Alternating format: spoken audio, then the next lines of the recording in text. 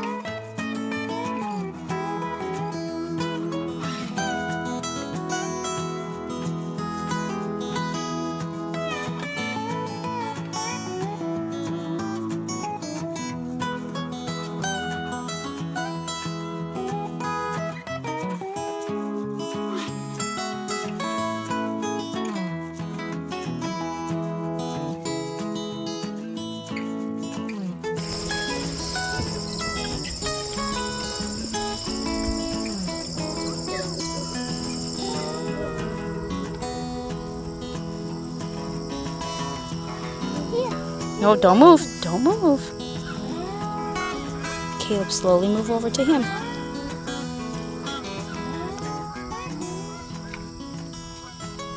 He ate it. Let's go and get another one. Let's go and get.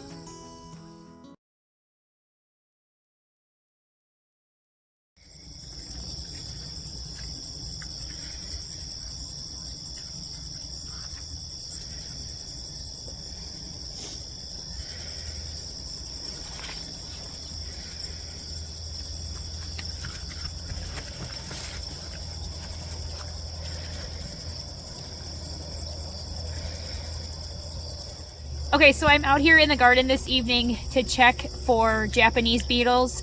We've been slowly starting to have a problem with them, especially on the red beans. I've noticed that they are really devouring the leaves. So I'm gonna go ahead and show you what I've been doing to take care of the Japanese beetles. So I know there are Japanese beetle traps that you can buy where the beetle flies into it and they get stuck in it. We have yet to pick one up. So in the meantime, I've been coming out morning and evening to check on especially these beans here. These leaves are just covered with them. The leaves, they've been just devouring them. You can see that they're full of holes. So I've been doing my due diligence to come out and take care of the beetles. So I have a smaller bucket here with just a little bit of water in it. And I just go along and I just knock them down into my bucket. Then I take my smaller bucket outside of the garden and dump it in a bucket of water. And I will show you that here in just a minute.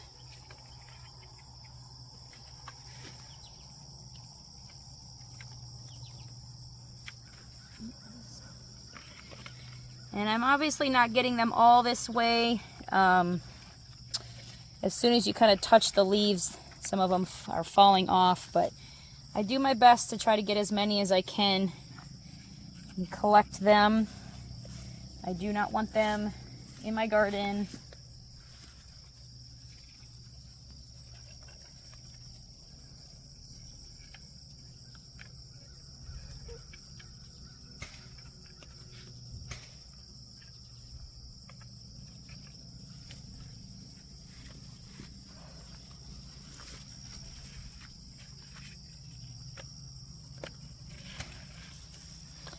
So I've come out here during the middle of the day, and the beetles are a lot more active. They actually will kind of fly around as you get near them, or even touch the plant.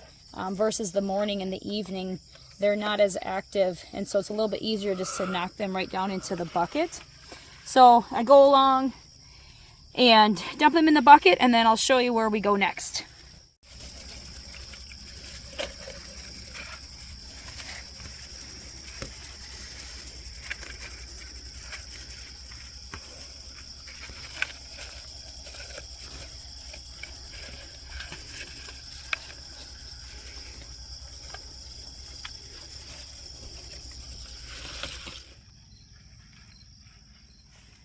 Okay, so the reason I use the small bucket is because I wouldn't be able to carry that bucket into the garden and knock the bugs into that big bucket. So I use a smaller bucket.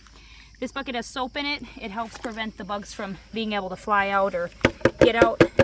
So I just dump my bucket into there and they go for a swim.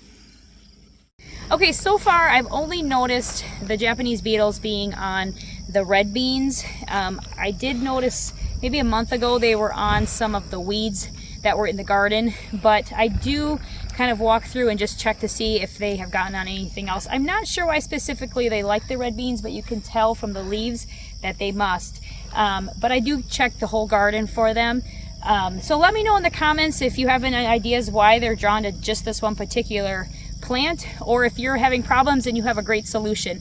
Right now it's an easy, free solution just to knock them off the plant, dump them in some water, and they do die, so it does work. It's just a little bit more work than a trap, but that's how we take care of the Japanese beetles.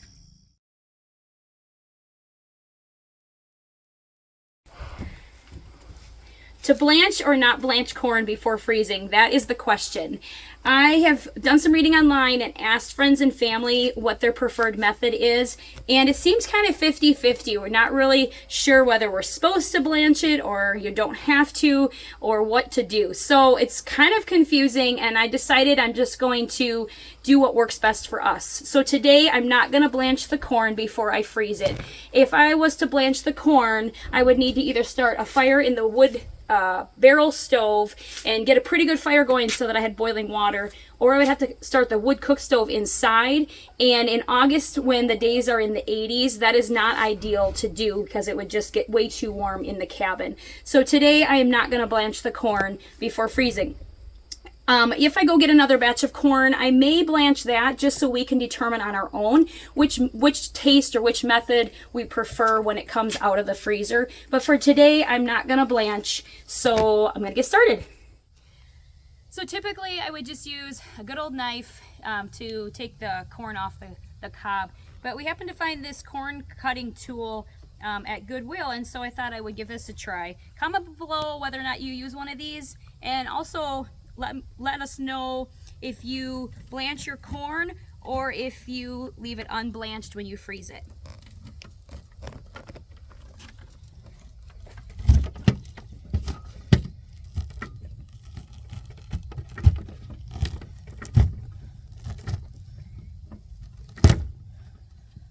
Oh! Okay, so I broke the tool right out of the gate. I'm not sure if it can be fixed or not, but maybe I was pushing too hard. Probably not using the tool properly. I don't know. Anyways, I guess I gotta go get a knife now. Yeah. I really need to paint it. Yeah. Yeah. Don't What touch is that, this? please. Yeah, I know, but what is it? Well, it was supposed to cut the corn off, But then Mommy cut it. but then Mommy broke it. Don't. So I don't know. Well, save one for my corn on the I cob. will. That's.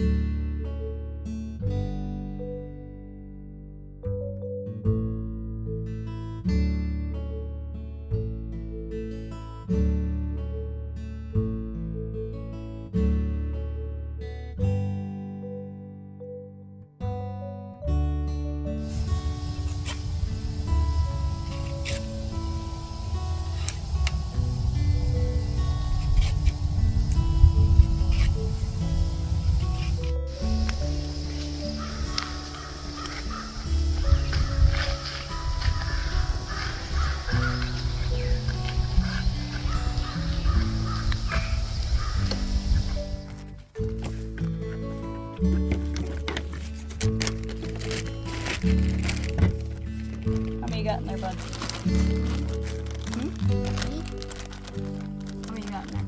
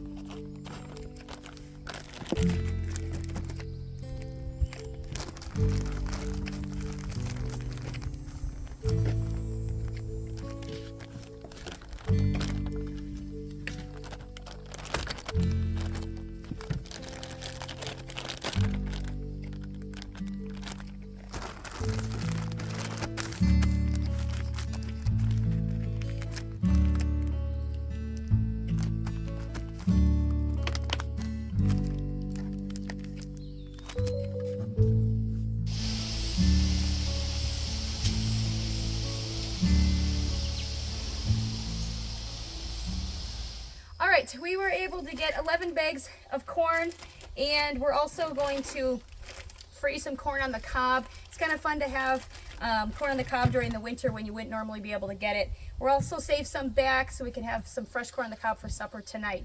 So for now, that's that.